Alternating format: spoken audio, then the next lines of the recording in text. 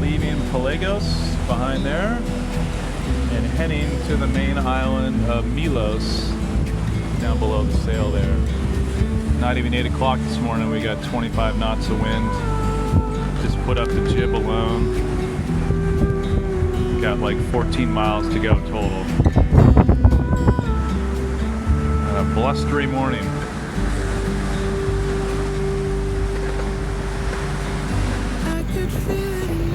So we're getting ready to round sort of the north corner of Milos to enter into the harbor, and there's just sort of a fun moonscape here. Looks like there's tons of caves in through there and funky rock structures. Hi, I'm Karen, and my husband is Tom. Welcome to Life4.0, where we share our experiences of living aboard Zeros, our 44-foot sailboat, while we travel together to new and exciting destinations. What's with the name 4.0, you ask? Well, we both enjoyed careers in the software industry, so thinking about life in iterations or phases, well, versions if you will, came natural to us. Karen's going out to swim on the anchor. Our Life 1.0 represents our young lives before we met. In Life 2.0, we met and quickly realized we shared a passion for outdoor explorations. This version takes us through dating, including our first experience sailing together, and to our eventual marriage. During Life 3.0, we had, raised, and launched our 2 children. This includes a period of about 14 months when we lived aboard Pollonia, our previous sailboat, while we explored the eastern seaboard of the U.S. and the Caribbean islands while homeschooling. We are anchored in Castos. Life 4.0 finds us taking an early retirement so we can travel and explore while we have the health and energy to do this in the way that we want. And the distance there is Anti-Milos. Doesn't look inhabited from here, but I can't quite tell. These 2 little islands are just outside the opening to the big harbor at Milos, and pretty cool looking. One has a structure on top. I don't know whether it was a lighthouse. Whoa, it's rocking. And the other one has this cool vein of different kinds of rock going through it. I could feel it in my bones. There was something going on, that shade of doubt hanging around that old. 'Cause darling, there is nothing right when all you seem to do is lie. Those days are gone. As we cleared a headland, a high, hilltop town came into view. Oh, that'll need to be explored. Since we would be anchored off the quite substantial town of Adamantas, we had 2 objectives. One was to find a way to get our laundry done. Second was to find a vehicle for the following day's land tour. Thanks to Google, we found a drop-off, wash and fold laundry place. And then Tom talked me into this, renting an ATV, or a quad as they typically call it in the islands. All of these boats are available for day charters to go around parts of Milos. Many more sailboats than we're accustomed to seeing. Usually there are these kind of power boats of different sizes, but kind of neat. They go out for sails, a lot of motoring as well.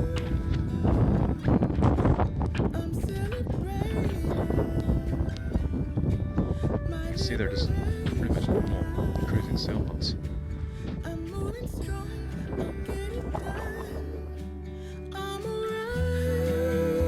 Bright and early next morning, we climbed aboard our ride and set off.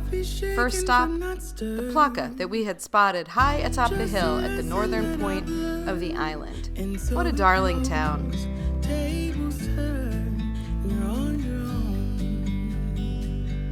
When I think about the way we used to be, when I think about the things you took from me, I know that I am. And this view was all it took to convince us to come back for an evening meal. Next stop, Sarakiniko.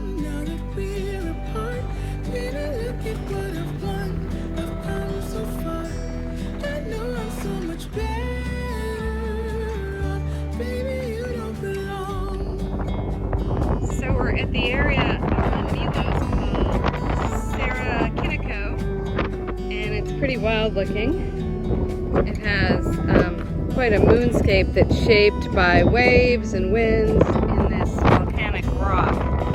So offshore you can see little slices of island. Down here you have a great little swimming pool for people.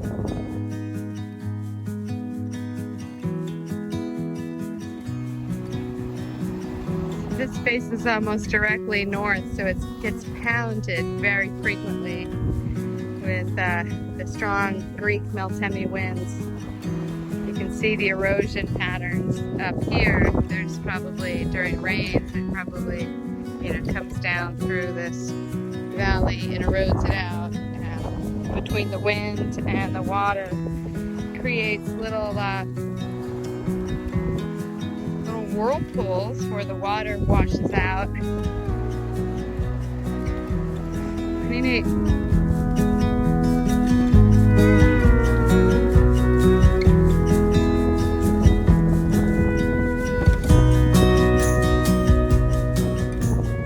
I realize that I'm a bit of a nut when it comes to rocks and geology.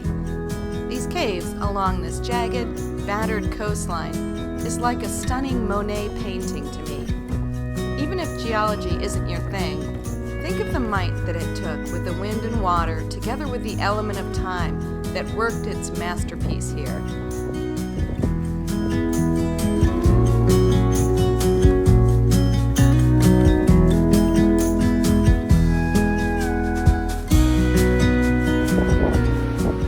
Alright, so we just realized that there's water running through this crack. Well, it's running through a cave underneath here, and we're this far from the water. So somehow the cave goes all the way in below us, which makes me a little nervous that my husband and the person with the keys to the four-wheeler is over there. Nuts. Look at this rock. It just gets so gnarled from all the erosion. Crazy. It's like a Dr. Seuss painting. Look at this. More. Oh my god. Oh, there's water down there. I can see water. Ah. Oh my god. Really? Where? This is scary. Oh my gosh, this is nuts. Yeah. Look at this. Crazy. Okay.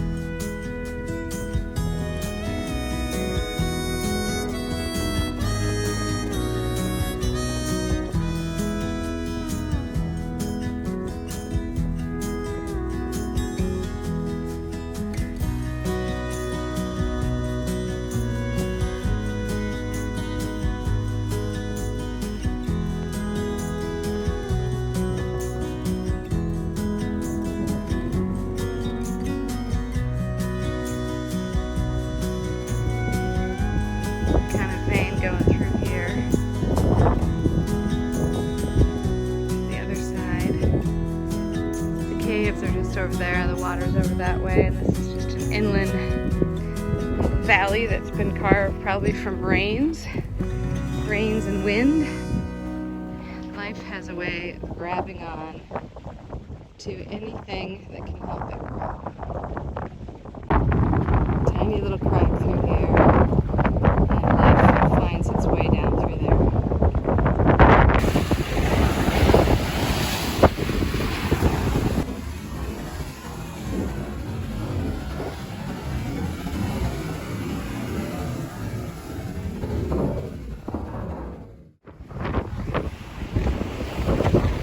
Obviously, we have the same idea. There comes a time.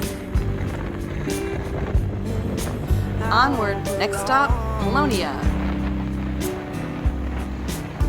On the streets and these crowds and this room in your eyes. So we're on Milos, looking over to Kimolos, the other island. This is where we were anchored the other day down there, and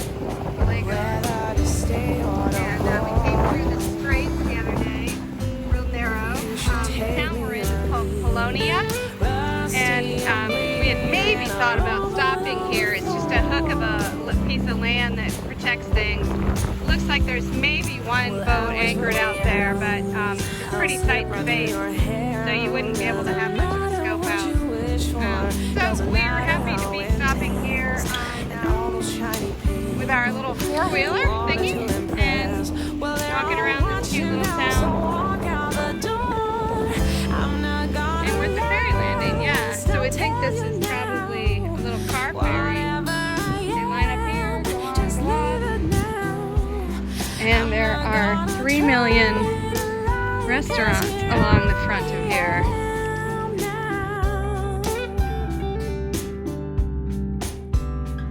You said be careful what you're saying. Well, you're the one to talk. You never should have gone this far. I should have told you from the start. No point in playing along or reach for their respect. Can't you see there's nothing left to protect? I'm not gonna last, I'll tell you now. Whatever I am, just leave it now. I'm not gonna try to lie, 'cause here I am now. After a wonderful cove-side lunch in Pollonia, we headed toward the southern coast of Milos. Once we left the lush coastal area, we entered a barren landscape and were able to see firsthand the massive mining operations that exist on Milos. I won't belong on these streets, in these crowds, in this room, in your eyes. And you know Truck after truck passed by. Oh my God, whoa, Jesus.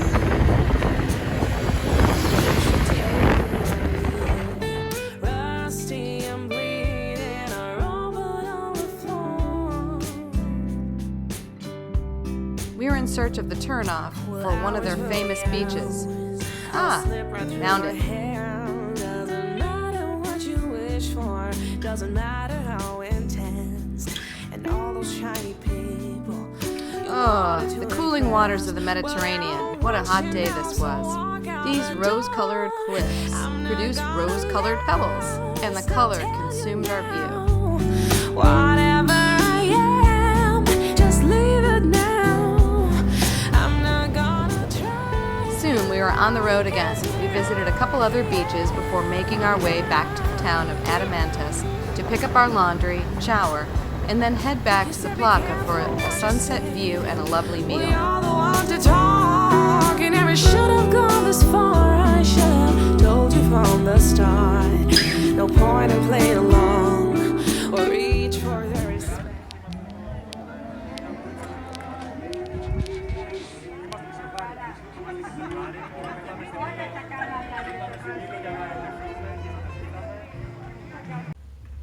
Quiet morning here in Adamantas. I am headed into the Poliegos to have them sign our transit law to let them know we're leaving. Just kind of a policy of how Greece does their pleasure boating documentation. So I'll get us stamped out. We're gonna tell them we're headed to Crete, but we're actually leaving in a couple days. But we won't be at a harbor where there's another Poliegos. So kind of quiet here in town this morning. Haven't quite woken up yet. It's 8 o'clock in the morning, and take care of these formalities, and we'll be on our way. Adamantas is a little unique. They have all these sailing boats that go out for charter, for day charters. A whole bunch of them. You can see them behind me in the dock. There's more all around. Monohulls, catamarans, and they go sailing around the island down to Poliegos, where we're going today, and a couple other places, and they do stop and let people swim or go ashore or whatever. But we've never seen so many that are available for day charter, and it's kind of crazy in the morning when they all go. So we're trying to get our stuff done with the Port Police so we can take off before it gets crowded down at those places. But all these boats you see behind me are all available for day charter. They all have placards out advertising where they can go. Pretty amazing. Okay, all done there. these port police and Coast Guard are usually in some random back alley area. This was up behind a coffee shop and rental car center. So you never know what they're going to expect they need. So we're all done there. The mistake I made is I forgot to put a mask on when I went in. So she took all my paperwork and all that. In the end, she said next time you have to wear a mask. So I felt bad about that. It's not many masks around here in public, in restaurants either, so you kind of tend to forget about it, but that was my bad. So last night's dinner was in Plaka, which is the town right up there on that point. We were right up in there last night for dinner. Great sunset views and lots of beauty around the stores and the walkways. Join us next time as we spend a couple days with sea rows along Milos' southern coast. If you weren't amazed by the geology of Sarakiniko, maybe these next sites will spark your intrigue. Thanks for watching!